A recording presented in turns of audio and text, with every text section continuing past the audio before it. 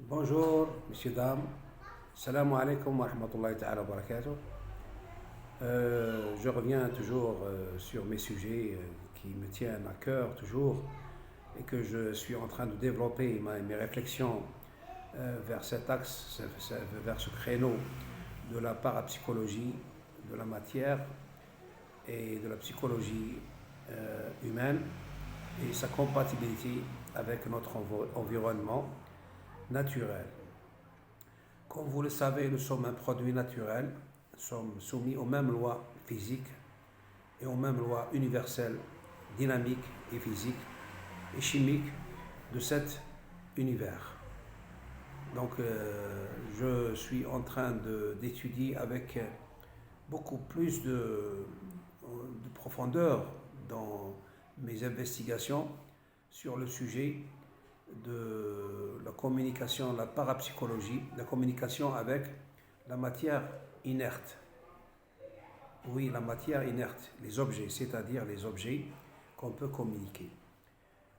La théorie d'empreinte qui a été tenue en compte par le chercheur René Péoc,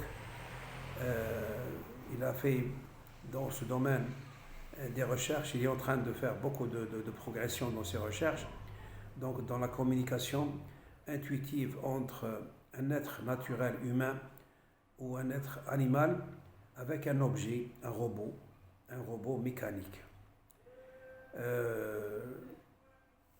René, il a conçu un générateur numérique aléatoire, Ce générateur, c'est un petit robot qui se déplace aléatoirement, donc de façon qu'on peut dire au hasard. Et comme le hasard, dans les scientifiques, n'existe pas. Et surtout que nous sommes croyants de Dieu Allah. Donc rien ne se fait au hasard. Tout est agencé, tout est réglementé, tout est ordonné, tout est bien préparé pour qu'il soit adéquat et qu'il soit positif pour le bien-être de l'être humain. Donc, ce robot générateur aléatoire, il a des petites roues donc, dans sa base et une aiguille qui trace son parcours avec de l'encre. Ce robot a été mis dans une table, dans un laboratoire.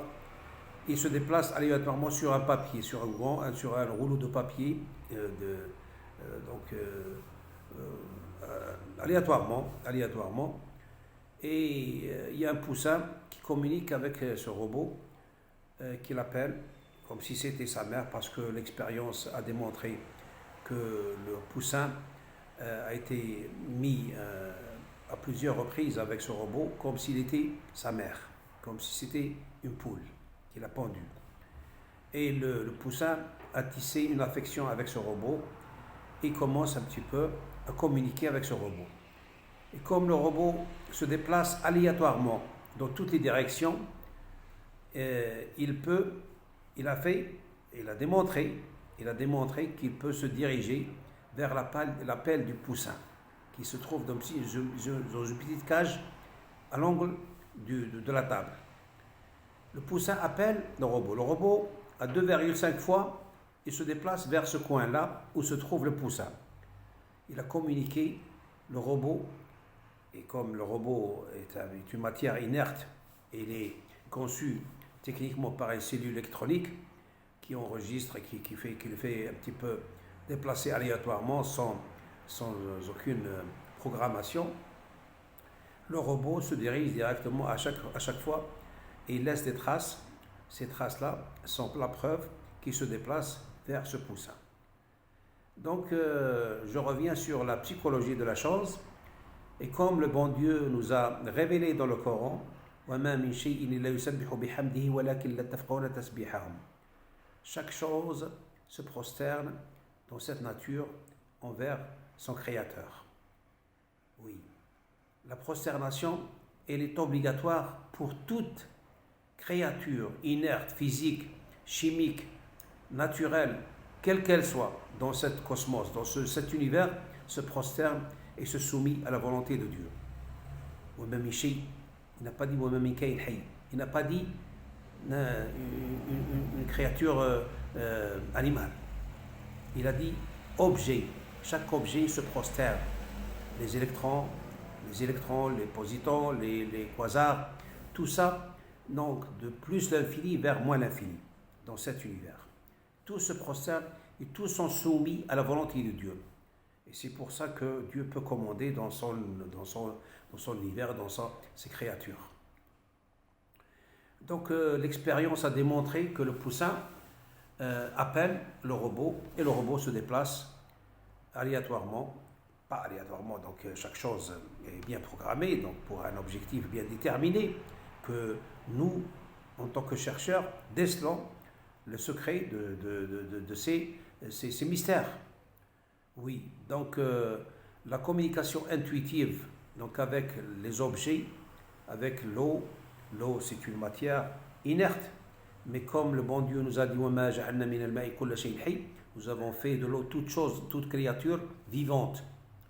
Il a fait que, de telle sorte que l'eau agit, réagit selon même notre corps de matière électronique, de matière oligo-élément-chimique qui nous constitue. Donc on peut aussi communiquer avec notre corps. Et comme aussi la communication donc, spirituelle, donc comme les moines aussi communiquent donc, dans leur existence, ils font un petit peu la méditation et ils peuvent communiquer avec leurs organes, ils peuvent communiquer avec n'importe quel organe dans son corps.